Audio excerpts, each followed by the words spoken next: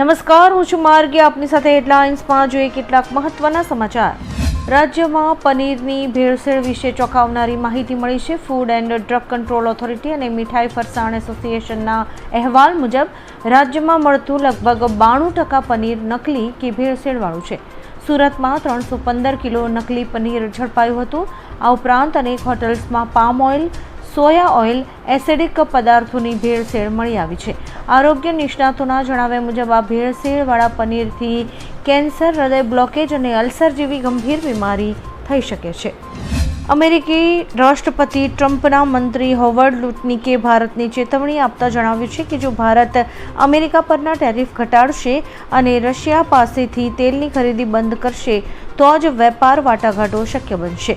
લુટનિકે ભારતીય આયાત પર 50% ટેરિફ લગાવવાને યોગ્ય ઠેરવતા કહ્યું કે આ ટેરિફ માટે ભારત પોતે જ જવાબદાર છે. તેમણે ભારતના વેપાર સંબંધોને એક તરફી ગણાવ્યા અને કહ્યું કે ટ્રમ્પ પ્રશાસન વર્ષો જૂની ભૂલો સુધારવા માંગે છે. શિવસેના યુબીટીના સાંસદ સંજય રાઉતે ભારત પાકિસ્તાન મેચ અંગે એક મોટો દાવો કર્યો છે. તેમણે કહ્યું કે ભારત પાકિસ્તાનની આખી મેચ ફિક્સ હતી. આ મેચથી પાકિસ્તાનને 1000 કરોડ રૂપિયાનો ફાયદો થયો છે. 1.5 લાખ કરોડ રૂપિયાનો સટ્ટો લગાવવામાં આવ્યો હતો. તેમાંથી 50,000 કરોડ રૂપિયા પાકિસ્તાનમાં ગયા હતા. આ પૈસા ફક્ત આતંકવાદમાં જ વાપરવામાં આવશે. ભારત પાકિસ્તાન મેચ આપણી સેના, શહીદો અને મહિલાઓનું અપમાન છે એવું તેમણે કહ્યું હતું. અમેરિકાના વિદેશ મંત્રીની મુલાકાત પહેલા ઇઝરાયેલે ગાઝા શહેર પર ભારે બોમ્બમારો કર્યો છે.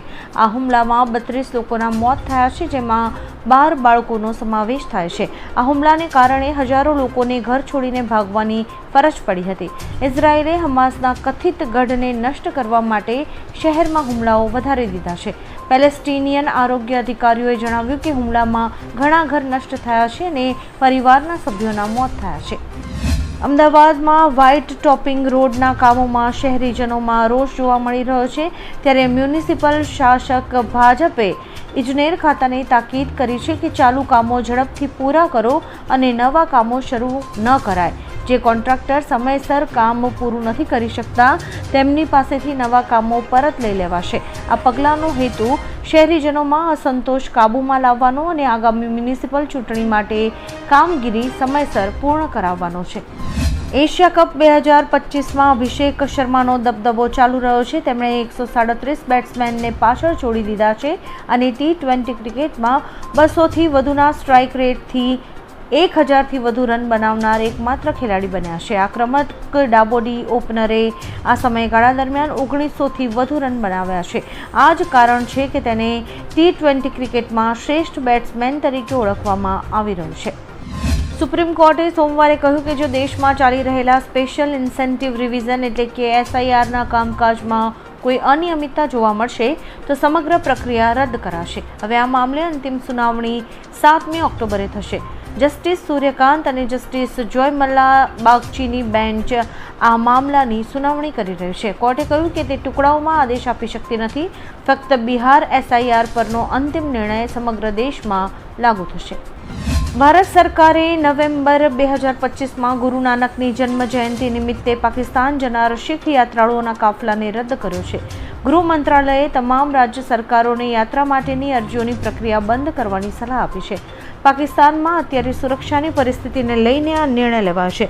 દર વર્ષે શીખ યાત્રાળુઓ ગુરુદ્વારા દર્શન અને ઉજવણી માટે પાકિસ્તાન જતા હોય છે, પરંતુ આ વખતની પરિસ્થિતિને કારણે આ યાત્રા રદ કરાઈ છે. અફઘાનિસ્તાન ક્રિકેટ બોર્ડ એટલે કે SCBએ માહિતી આપી છે કે ટીમનો અનુભવી ફાસ્ટ બોલર નવીન ઉલ હક એશિયા કપમાંથી બહાર થઈ ગયો છે.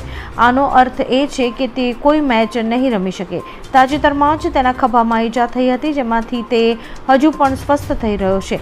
હવે એવું બહાર આવ્યું છે કે ACBની મેડિકલ ટીમે તેને એશિયા કપ રમવાની પરવાનગી હજુ સુધી નથી આપી.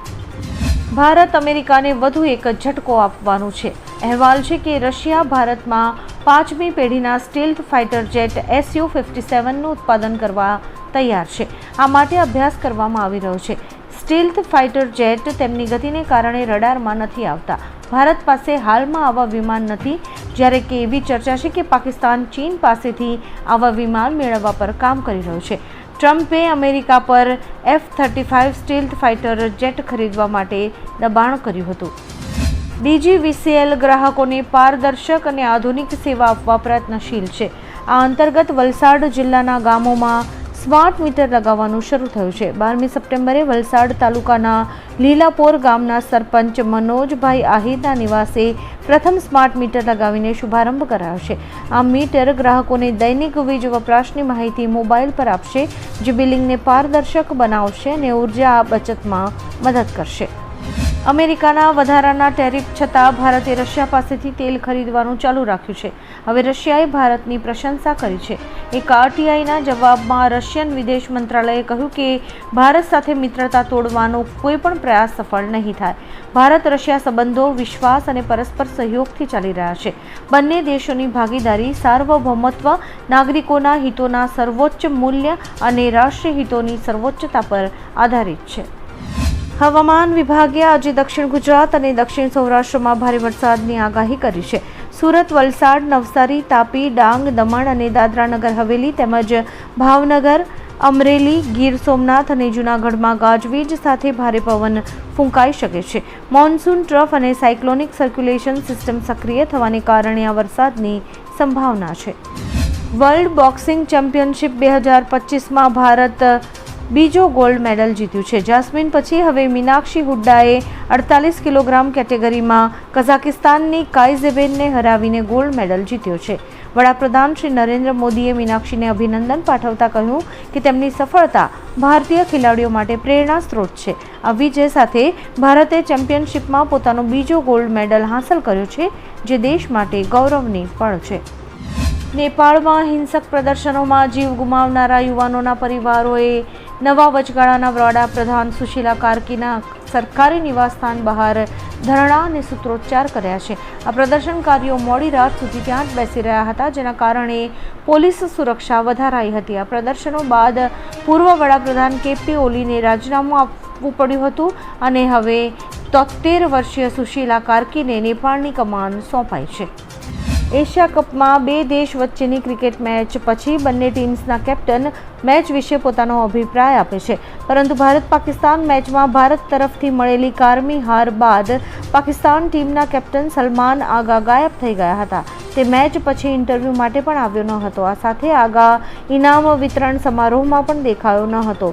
એવું કહેવાઈ રહ્યું છે કે આગાએ આવું કર્યું એના પાછળ કારણ છે કે ભારતીય ટીમના કેપ્ટન સૂર્યકુમાર યાદવે મેચ પહેલા હાથ મિલાવ્યા ન હતા. દુબઈ ઇન્ટરનેશનલ ક્રિકેટ સ્ટેડિયમમાં ભારત-પાકિસ્તાન વચ્ચેની મેચ દરમિયાન પાકિસ્તાન માટે શરમજનક ઘટના બની. પ્રથમ ભારતીય કેપ્ટન સૂર્યકુમાર યાદવે પાકિસ્તાની કેપ્ટન સલમાન અલી આગા સાથે હાથ ન મિલાવ્યો. ત્યારબાદ રાષ્ટ્રગાનના સમયે પાકિસ્તાનના રાષ્ટ્રગાનની જગ્યાએ DJ પર જલેબી બેબી ગીત વાગી ગયું. આ ઘટનાએ પાકિસ્તાનની ટીમની આબરૂના ધજાગરા ઉડાવ્યા છે. વડાપ્રધાન શ્રી નરેન્દ્ર મોદીની મુલાકાત બાદ મણિપુરમાં ફરી હિંસા ફાટી નીકળી છે. વડાપ્રધાનના પ્રવાસના બીજા જ દિવસે ચુરાચંદપુર પોલીસ સ્ટેશન પર લોકોના ટોળાએ હુમલો કર્યો હતો. આ હુમલો 2 યુવાનોની અટકાયત બાદ થયો હતો, જેઓ PMના કટઆઉટ્સ ફાડી રહ્યા હતા. ટોળાએ પોલીસ કર્મીઓ ઉપર પણ પથ્થરમારો કર્યો હતો. બંને યુવાનોને મુક્ત કર્યા બાદ પરિસ્થિતિ સામાન્ય બની હતી. આવા જ કેટલાક રસપ્રદ સમાચારો નિહાળવા માટે અમારી YouTube ચેનલને લાઇક, શેર અને સબસ્ક્રાઇબ કરો અને જોતા રહો હેડલાઇન્સ.